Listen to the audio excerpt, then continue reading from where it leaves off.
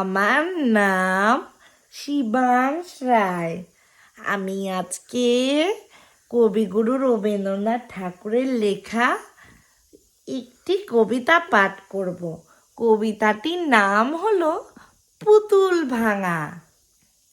7 8 27 আমি বলেছিলাম বলে গুরু মশাই আমার পরে উঠল রাগে জ্বলে। মা গো, তুমি 5 পয়সায় এবার রথের দিনে সেই যে রঙিন পুতুলখানি আপনি দিলে কিনে। খাতার নিচে ছিল ঢাকা, দেখালে এক ছেলে। গুরুমশাই রেগে মেগে ভেঙে দিলেন ফেলে। বললেন, তোর দিন রাত্রির কেবল যত খেলা, একটু তোর মন বসে না পড়াশুনোর বেলা। মা গো, আমি জানাই কাকে, ওর কি গুরু আছে?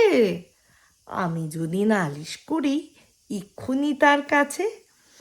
কোনো রকম খেলার পুতুল নেই কি মা ওর ঘরে?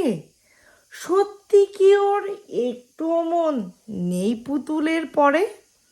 সকাল সাজে তাদের নিয়ে করতে গিয়ে খেলা, কোনো পড়ায় করেননি কি কোনো রকম হেলা? ওর যদি সেই পুতুল দিয়ে ভাঙেন কেহ রাগে, বল দেখি মা ওর মনে তা কেমন তর লাগে। নমস্কার।